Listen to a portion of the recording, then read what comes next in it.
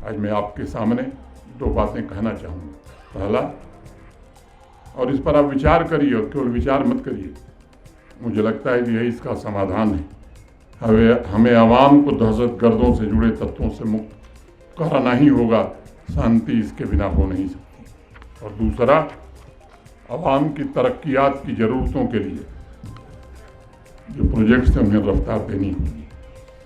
और मैं बार बार कहता हूं कि तरक्की के लिए अमन ये पूर्व शर्त हुआ करती है, और इसलिए आपको इसी क्रम में अगर मिशन पूरा करना है तो आपको भी साथ खड़ा होना होगा। ये जिम्मा केवल सुरक्षा बलों और पुलिस का नहीं है, आम नागरिकों का भी है। पैगंबर साहब ने एक हदीस में फरमाया है कि तुम अल्लाह से अमन मांगो, और मैं चाहूँगा कि जम्मू कश्मीर की आवाम मिलकर मेरे साथ ये दुआ करे।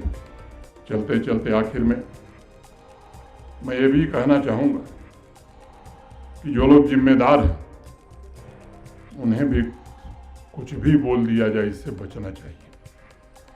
मेहमान यहाँ की तहजीब खराब कर रहे हैं।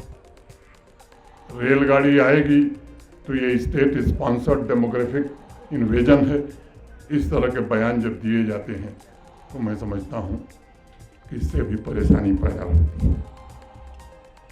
कुछ लोग मुझे मिलने आए थे और स्थानीय लोग थे, बड़े होटेलियर थे। मैंने उनसे भी कहा कि ऊपर वाला देखता रहता है, जब 10,000 के कमरे 50,000 में बेचे जाएंगे तो वो भी कितने दिन बर्दाश्त करेगा। हमें खुद भी अपने अंदर भी झांक करके देखना होगा कि हम कैसा सलूक करते हैं। जो लोकल और नॉन लोकल की बात करते थे, आज हम फिर कह रहे हैं कि नहीं, नॉन लोकल जल्दी आवे, जल्दी आवे, जल्दी आवे।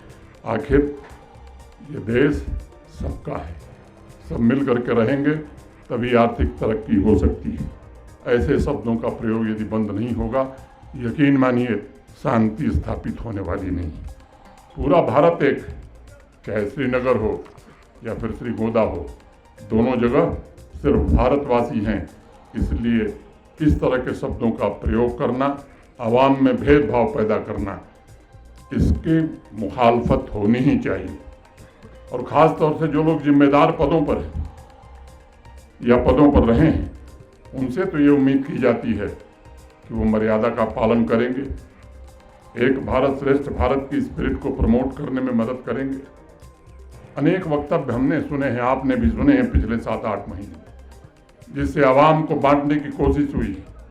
कुछ ऐसे बयान आए हैं जो भाई भाई के बीच खाई पैदा करने वाले, और ऐसे बयानों से आवाम के दुश्मनों का हौसला भी बढ़ता है, ये भी हमें ध्यान रखना चाहिए। इसलिए मेरा आग्रह होगा कि आज और अभी से जम्मू कश्मीर के भीतर अगर इस तरह की बातें लोग कह रहे हैं तो उसकी भी मुखालफत होनी चाहिए, चाहे वो कोई हो। और इसका उपयोग यदि बंद नहीं होगा तो शांति स्थापित नहीं होने वाली है। हम सब भारतवासी हैं, आपसी भाईचारे एकता की ताकत से हमें जम्मू कश्मीर को तरक्की के शिखर पर पहुंचाने का संकल्प लेना चाहिए। हमें आने वाली नस्लों के लिए भी ऐसा वातावरण छोड़कर जाना चाहिए जहां खुशहाली हो, मोहब्बत हो। पैगंबर साहब हम सभी पर अपना आशीर्वाद बनाए रखें। बाबा अमरनाथ हर परिवार को धन धान्य पैदा करें, यही मेरी इबादत है।